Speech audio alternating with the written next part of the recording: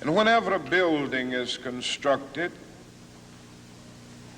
you usually have an architect who draws a blueprint. And that blueprint serves as the pattern, as the guide, as the model for those who are to build the building. And a building is not well erected without a good, sound, and solid blueprint. Now, each of you is in the process of building the structure of your lives. And the question is whether you have a proper, a solid, and a sound blueprint. Prior to the 1960s, I think that the black leadership in this country had been focused on developing that human capital that I talked about earlier. True black power is human capital, something that can't be taken away from an individual or a group. By human capital, I'm referring to, it's a term that economists use, but essentially it refers to culture. Cultural traits, habits, behaviors, attitudes that allow a group to produce economic value in what they're doing. And that human capital, I argue, is much more important than having political capital when it comes to advancing a group socioeconomically. For instance, for better or worse, you've become the symbol now of Negro emancipation in the southern states. Now, are you an adequate symbol? Do you feel that you're adequate? Well, again, I must confess that there are those moments when I feel a sense of inadequacy as a symbol. It is never easy for one to accept the role of symbolism without going through constant moments of self-examination. And I must confess that there are moments when I begin to wonder whether I am adequate or whether I'm able to face all of the challenges and even the responsibilities of this particular position. All through the 20s, 30s, and 40s, blacks were focused on becoming more literate, educating themselves. At first, after finishing high school, I was interested in going into law and also medicine at one point. And all along, I received fairly good grades. But finally, I decided to enter the ministry and then went on to theological school. Well, government wasn't going to come save blacks, and they understood that. And so they set about the hard work of improving themselves. I want to ask you a question, and that is, what is in your life's blueprint? And tremendous progress was being made. If you look at what was going on in black America prior to the 1960s in terms of black educational advancement, blacks entering the skilled professions, black home ownership rates, black-white income gaps were shrinking. Even in the criminal justice system, Peter, in the 1940s, the black homicide rate fell by something like 18%. In the 1950s, it fell by another 20%. So here you had these black-white gaps in the criminal justice system that we see today. That's after the migration to the northern cities. Yeah. So those... Right, and that's an interesting point because you would have expected to find the opposite because urban communities tend to be more violent than rural communities. Yes. So you have this huge influx of people from urban communities from rural communities to urban communities, and yet you see a decline in violent crime among this group. Incredible. But my point was that the advancements that blacks were making prior to the modern day civil rights movement is something we seldom study or discuss or take into account in any length. And I think this is a period of time that deserves a lot more study. What were blacks doing to narrow gaps that were narrowing at this time and have since either stalled, slowed, or in some senses reversed course and started to widen again. And my point is that blacks were focused on developing that human capital. And they were doing so. And they were doing that. And I want to suggest some of the things that should be in your life's blueprint. Number one in your life's blueprint should be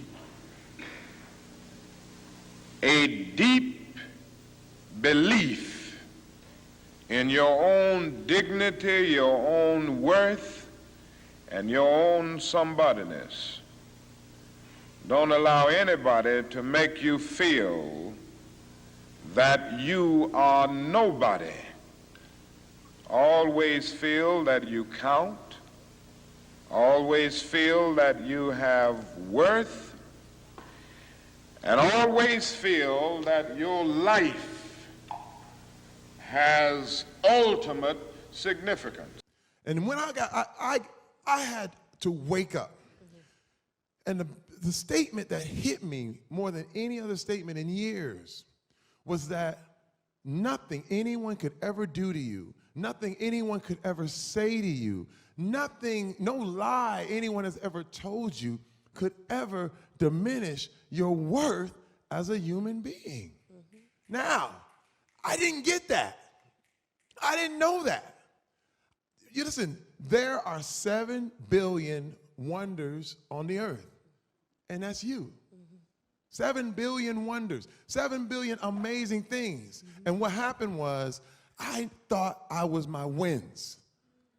I thought that my value was in what I did. Now, in your life's blueprint, be sure that you have that a principle of somebodyness. Secondly, in your life's blueprint, you must have as a basic principle the determination to achieve excellence in your various fields of endeavor. You're going to be deciding as the days and the years unfold what you will do in life, what your life's work will be. And once you discover what it will be, set out to do it and to do it well.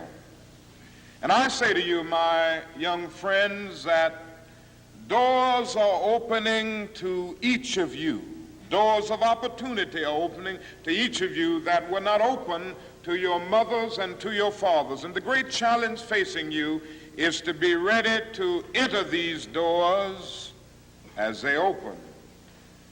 Ralph Waldo Emerson, the great essayist, said in a lecture back in 1871 that if a man can write a better book or preach a better sermon or make a better mousetrap than his neighbor, even if he builds his house in the woods, the world will make a beaten path to his door. That hadn't always been true, but it will become increasingly true. And so I would urge you to study hard, to burn the midnight oil. I would say to you, don't drop out of school, and I understand all of the sociological reasons why we often drop out of school. But I urge you, in spite of your economic plight, in spite of the situation that you are forced to live so often with intolerable conditions, stay in school. And when you discover what you're going to be in life, set out to do it as if God Almighty called you at this particular moment in history to do it. And just don't set out to do a good Negro job, but do a good job that anybody could do. Don't set out to be just a good Negro doctor, a good Negro lawyer, a good Negro school teacher, a good Negro preacher, a good Negro barber, a beautician, a good Negro skilled laborer. For if you set out to do that, you have already flunked your matriculation exam for entrance into the University of Integration. Set out to do a good job and do that job so well that the living, the dead, or the unborn couldn't do it any better. And then once you become a fool, you shift into victim stage. Victim stage is like this. I started to blame everybody. It was my father. He was abusive. It was the NFL culture. It was all the people I knew. It was the weather. It was really cold. It was cold. It was a mess out here. What was I gonna do? And you never run out of people to blame. That's hoarders. That's how it goes, because you can always find somebody to blame. Everybody, you can have a house full of people to blame, and you'll never run out. That's why victim stage is really hard to get out of, because there's always a reason. It's because I'm black. You know, it's because I'm white. Never heard that. You're both. You know what I mean? So what I'm saying is you never run out. But then, when I was sitting alone, and I was all by myself, because my wife needed to leave me by myself. My kids needed to leave me by myself. I sat and I thought, and I said, you know what? Wow. I need to be a king. And a king is someone who takes full responsibility for everything in his life. Everything, good and bad. That's what manhood is. When you take listen, if everything's messed up, you did it. If you got all A's on that test, you did that. Right. If your family doesn't like you, there's something you did. What did you do? And I started to see it for really, what it really, really was. And and it's funny, because in democracies, we don't have a concept of kingdom. And kingdoms, everything is owned by the king. Everything. We don't see that. But what happens is your world is your kingdom. And that goes for male or female. You have your own world. If it falls your lot to be a street sweeper, sweep streets like Michelangelo painted pictures. Sweep streets like Beethoven composed music. Sweep streets like Leontine Price sings before the Metropolitan Opera. And sweep streets like Shakespeare wrote poetry. Sweep streets so well that all the host of heaven and earth will have to pause and say, here lived a great street sweeper who swept his job well.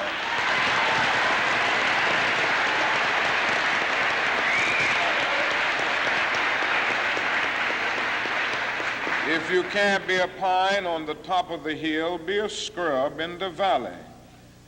But be the best little scrub on the side of the rill. Be a bush if you can't be a tree. If you can't be a highway, just be a trail. If you can't be the sun, be a star. For it isn't by size that you win or you fail. Be the best of whatever you are. We can be somebody, and to justify the conviction of the poet, fleecy locks and black complexion cannot forfeit nature's claim. Skin may differ, but affection dwells in black and white the same. And if I were so tall as to reach the pole, or to grasp the ocean at a span, I must be measured by my soul. The mind is the standard of the man. And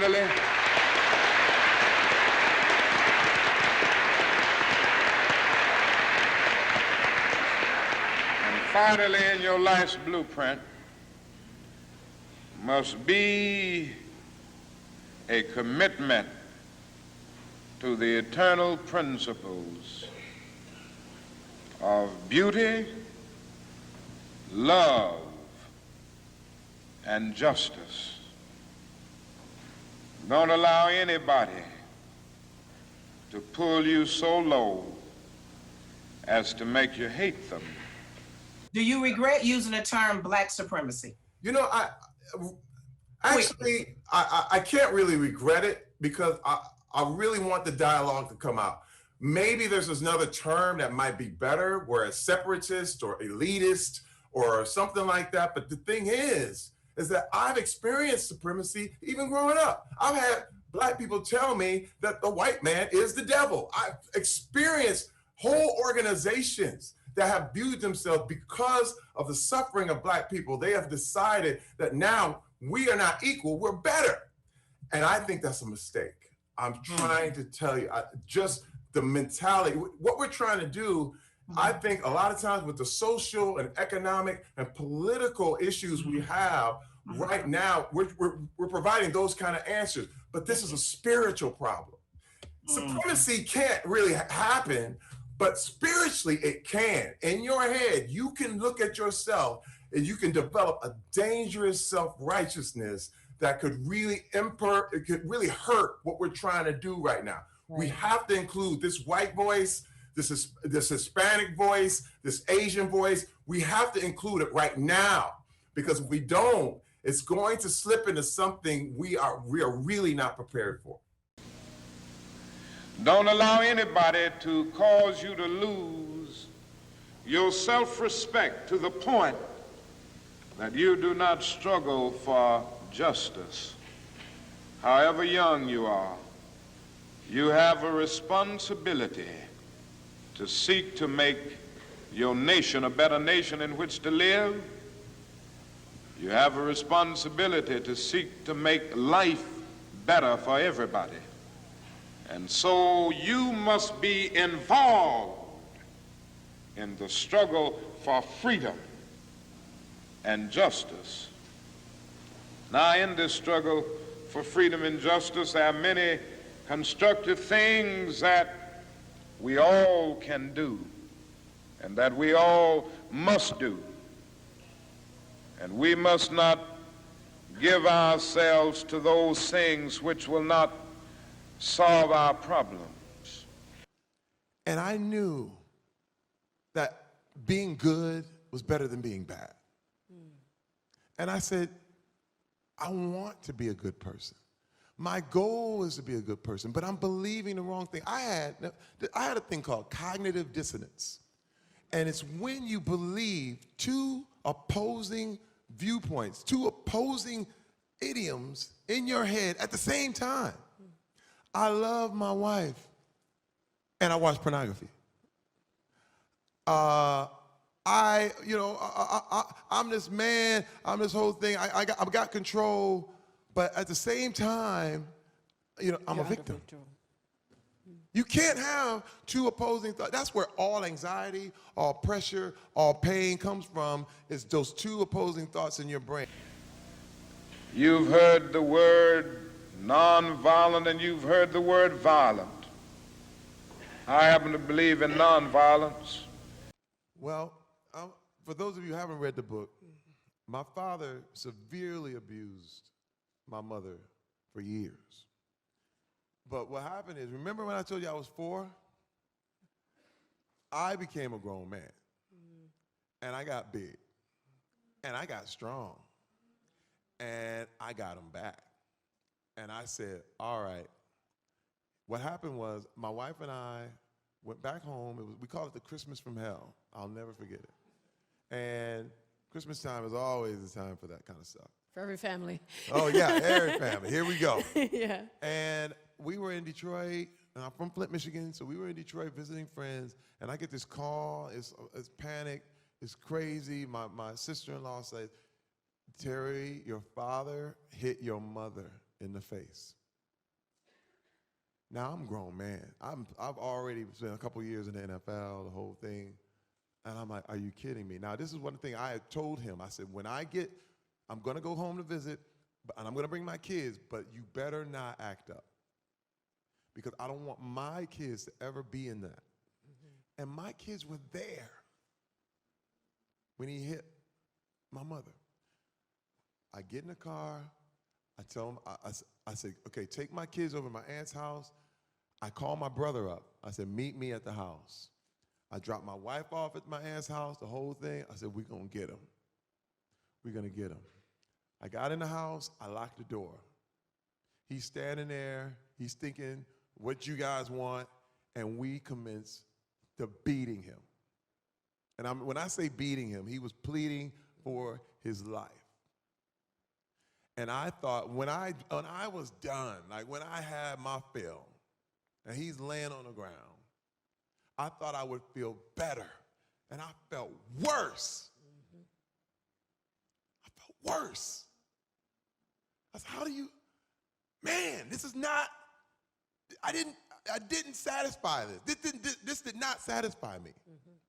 In fact, I laid down and I just started crying. Because I said, this is not how it's supposed to be. And then I said, man, and I couldn't feel more empty, more hollow. And that's a man's dream, is to get back. They make movies about payback. Okay? And it's always, yeah, we'll get you back. That's the manly thing to do. In fact, you have your vigilante justice. I got mine. And it didn't do anything.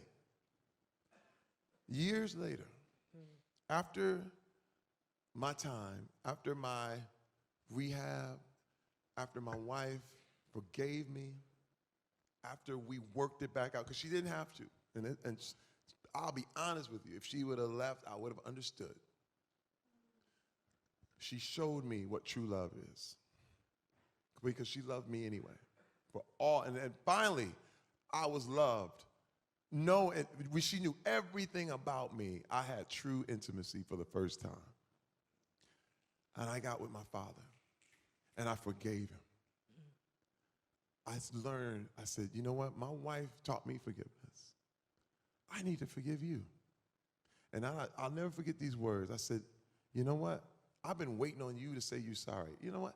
I am going to say right now that if I could choose my parents, I'd choose you, because I came through you. I'm not from you. I came through you. You didn't come from your parents. You came through them.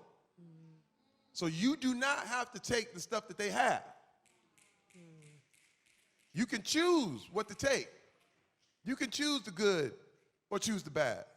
You don't have to settle for, well, this is what we did, this is how we are. So I told him that, and he broke down. He broke down, and I gave him the hug of a lifetime. And this hug lasted, I swear it felt like it lasted 10 minutes. And he cried, and he broke down. And he said, I'm sorry. I'm sorry for what I did to you and Marcel. He said, I'm sorry for what I did to you and your brother and your sister and your mother. And that's what I was waiting on. And it made me free. It made me free. And it broke something in me. And I learned that strength is not about picking things up and throwing people around and knocking people out. The strength comes from forgiveness. The strength comes from standing up for the weak. Standing up for people who can't stand up for themselves. I understand exactly why you believe in nonviolence, but have you found it easy to persuade your followers that nonviolence is really the best method? I mean, there must be a great temptation to take a poke back at a white man who hits you. That is true, that it is difficult at times to convince people that this is the best way. And I guess it is difficult for all of us not to retaliate. But on the whole, I have been amazed at the tremendous response that we have gained when we have called for nonviolent action.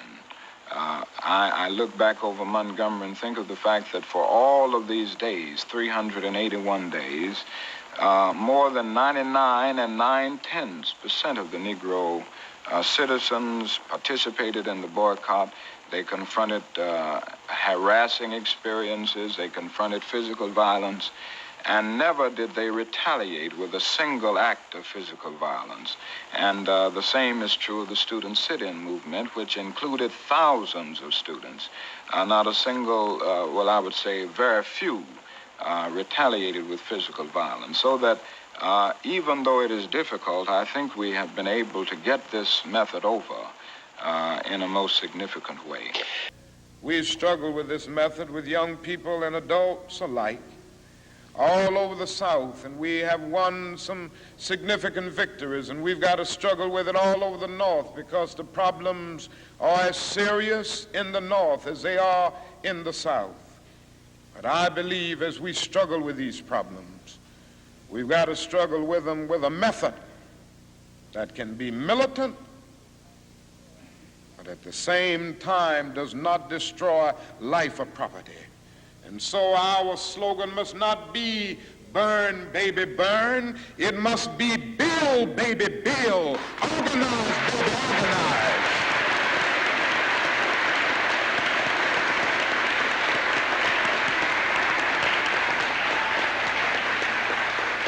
Yes, our slogan must be learn, baby, learn, so that we can earn, baby, earn.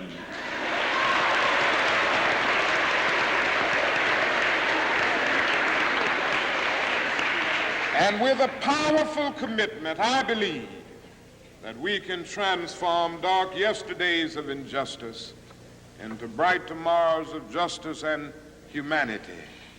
Let us keep going toward the goal of selfhood, toward the realization of the dream of brotherhood, and toward the realization of the dream of understanding goodwill. Let nobody stop us. I close by quoting once more the man that the young lady quoted, that magnificent black bard who has now passed on, Langston Hughes. One day he wrote a poem entitled Mother to Son. The mother didn't always have her grammar right, but she uttered words of great symbolic profundity. Well, son, I'll tell you, life for me ain't been no crystal stair. It's had tacks in it, boards torn up, places with no carpet on the floor, bare.